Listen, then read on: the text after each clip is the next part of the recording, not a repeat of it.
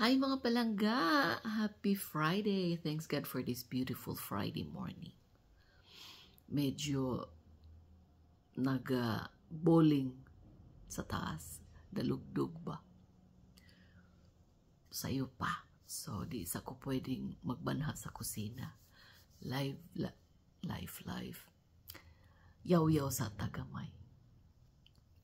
Medyo ulan sa gawas. Tugnaw. 13 degrees ron. Feels like 13. Feels like 13 ang katugnaw sa tinuod lang. Yan, nasamad ko. 13 degrees sa tugnaw gyud. Yan, sapaw ta kay kung isa lang tugnaw gyud. Tugnaw na dari kay winter. So, good morning mga palangga. Good noon Pilipinas. 1:20 karon din na sa Pilipinas. Nangangamoy na ba ang ham? Nangangamoy na ba ang simbang gabi? Pang ilan ngayon? Pang-4 o pang-5 ng simbang gabi? No. Uban malipayon, uban masulubon, kay wa makadawat anang ilang ginatawag nga pamaskong handog gikan sa ilang Santa Claus. Napoy uban madungog nako nga nangapas muna kay ning linya og buntag sayo. Dayon gabi na nakauli. Paita no. Sa kagustuhan nga makadawat ining ilahang ginatawag pamaskong handog, ang mga tao mag-antos maglinya, mga pasmo na tao ng uban para makadawat lang ining gamayng pagkaon o gamayng salapi. Lamang tiyan din yan, pero inana man gyud ang ilang pamaagi sa pagpanghatag. When it comes po ining ayuda gikan sa DSWD, ako ba, dili naman gud na kinahanglang mutungtong pa sa stage ang mga politiko para mo diskurso kay dili man na ninyo sapi. No, klaro kay nang ingon ana ba? Ngano kinahanglang mo diskurso pa man diha kung naay DSWD manghatag ana na ang ginatawag ninyong hinabang. No. Eksakto gitong giingon ni Attorney Vicky Rodriguez. Gihimong makaluluoy. Unsa lagal ito'y Tagalog? Timawa. No? Murabag nagpakalimos ang mga tao. Timawa. Nganong timawa? Biro mo, mumata ka og alas 4, alas 5 sa buntag. Muadto ka ana na ang ilang releasing day. Mulinya ka, perting sayo ha. Maabtan, let's say mulinya ka, ay mumata ka og alas 5. Kay gusto kang musayo sa linya. Makalinya ka og sayo. Dayon, paglinya nimo, wala day ka sa listahan. Nangutang ra ka og pamasahe. Pag uli nimo wa kay nadawat, wa na kay pamasahe. Sa imong buhatan maghay ka ining uli.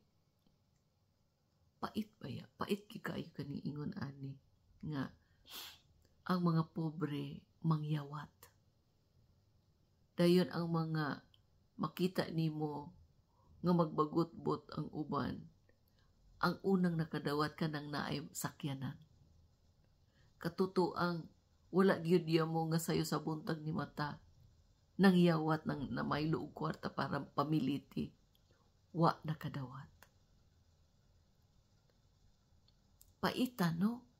Paita sa atong kahimtang no, sa atong mga kapwa Pilipino ron.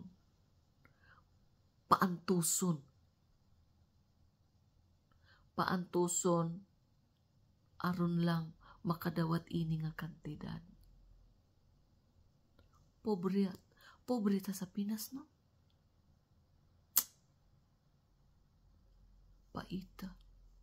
Pait pas abdo ug panyawan.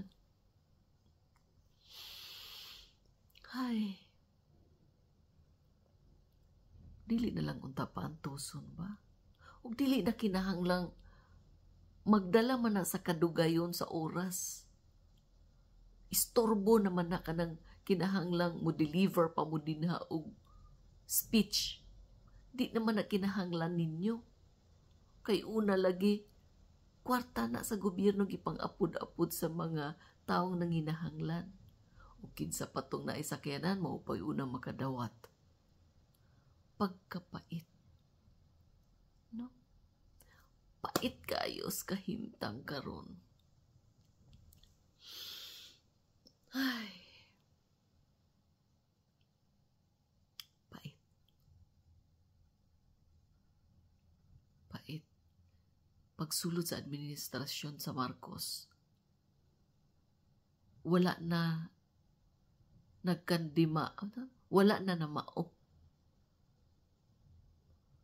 Gikan sa national paingon sa lokal, wala na namao ang pamaagi. Magulo pa sa kulot na kong buhok. Dili maayo pagka-organize. Karon, ito pa, third batch sa nag-file ng impeachment kay VP Inday, mga pare. Okay pa ba ta? Ground sa ilang impeachment. Thou shall not steal, thou shall not kill. Kinsa di ay pumatay. Kinsa di ay nangawat. Mga pare, pasaway sad muda. Wala pa nahatuli, humatol na mo. Wala pa na sentensya hinga nangawat yun ang si Vice Presidente. Wala na namao. Sa una, panahon atong rally-rally, mga pare ang nangunguna. Si Marcos magnanakaw, si Marcos mauni, si Marcos mauna. Sa amahan to ha. Kay senior to. Nangunguna ang kaparian, madre mo ni mo na. Karon nangunguna sad ang pare mo impeach kay VP Inday. Unsa di ay sala ni VP Inday? Simula ba nung nag-assume si VP Inday sa iyahang posisyon pagka Vice Presidente, nagduro na dai siya og patay? I mean pamatay? O pangawat? Naunsa di ay mo? Wala na lagi mo na mao. Ang kinakampihan, hindi nyo nakita nga kung sino yung mga rebelde. Ang ilahang background rebelde kaniadto. Nga nakalingkod karon sa Kongreso. Muoy number 1. Ang lakas ng guts mo contempt sa mga nanilbihan kaniadto sa Duterte administration. Naunsa na di ay ta. Wala naman ta na mao. Pagkapait. Ay, kini pong PhilHealth. Usay sumo na baya. Pero, kita Pilipino, karapatan nato mga contributors mo, muyaw-yaw po sa kahanginan. Kung wala nakit-in ni Senator Bongo katong proposal sa anibersaryo ng PhilHealth nga ilang pagagastuson 100 plus million, 136 man to, million. Uroy ni sila nangalisang. Imbis gamiton sa eksakto, suporta sa mga pobre nga naay mga cancers, suporta sa mga PWD, himuon, gastoso naman hinuon ang among contribution sa PhilHealth, sa tumbler, sa payong, sa mga giveaways. Wa mo kuyapi. Wa mo batii o kaulaw. Sa mga contributors nga, especially kaming contributors nga OFW nga bisag 5 libat wala may nakinabang kay naami medical insurance. Dinhi sa among mga amo. Pero nag-contribute mi. Ma-SS, mapag-ibig, ma-PhilHealth. Pero wala nagamit sa among pamilya. Dahil inana lang kadali kuhaon ang pundo, ibalik sa treasury na nabuang na. Nag-propose sila sa ilang anibersaryo pang giveaways milyon-milyon. Kayahay ra gyud ninyo oy. Dali ra kaayo ninyo mohimo og proposal, mobira og sapi gikan sa amo ang gi-contribute. Dayon ipang palit lang ninyo kunuhay og payong, tumbler o unsa na diha. Kahayahay ra gud ining mga wa mo nangalipong o mga bangag na sadta. Paita. Imbis mga lipay ang pobre, mga guol na lang. Kay next year, 0 ang budget sa PhilHealth. Dayon, kining uban, ingon anak kadali mag-propose 100 plus million para iwaldas lang. Anong pakialam namo? Kami mga contributors ba sa PhilHealth, unsay among labot anang inyong giveaways? Nganong di man ninyo hilabtan inyong kaugalingong kinitaan ang amo pang kami pang mga contributors nga gi-contribute na mo sa PhilHealth mo inyuhang kuhaon. Mayo na lang gyud, no? May na lang gyud na expose to pagkanindot gyud ining social media platform. Makadungog mi, tubuan gyud mi og sungay. Musaka ang among dugo gikan sa kiting paingon sa among bagol-bagol. Kung madungog ng ingon ana nga nagpropose ning PhilHealth sa ilang anniversary para lang ipanghatag giveaways, tumbler, payong kung unsa-unsa pa na diha, wauloy mo na nga lipong. Samantalang kami mga contributors nga wala nakatilaw bisag 5 libat, puyat kami kudkod sa kasilyas para lang mag-contribute ana. Wow, gid na nga lipong ning mga unsao na lang. Wala na gid na mao ang atong administrasyon. Karapatan namo na, especially kami OFW mutingog. Ayaw ninyo hilabti ang pondo. Barog. Pag naa sa katwiran, ipaglaban. Barog. Kay Pilipino ang dugo na nananalaytay sa ato. Katungod natong mutingog. Ato ng kagawasan. Kay ang mga politiko karon nanggara. Kay ato mang gitolerate. Mayroon po sala rapod na nato. Di nato itolerate.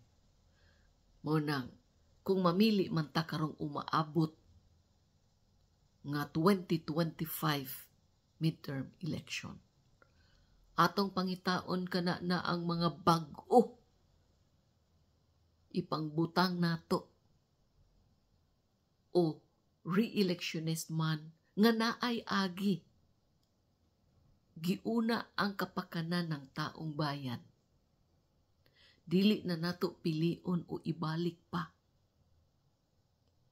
Kining politiko nga walay laing gilantaw kundi unsaon pagpakadato, ganid, way kabusganan. Nakahakot na og salapi gikan sa programa sa gobyerno. Nangontrata og programa sa gobyerno. Dako na og kita. Di pa makontento. Mudagan na sad sa posisyon. Mudagan na pud karong 2025 election. Para unsa? Magkamal na sad, maghakot na sad og kwarta. Pahirapan na sad ang mga tao.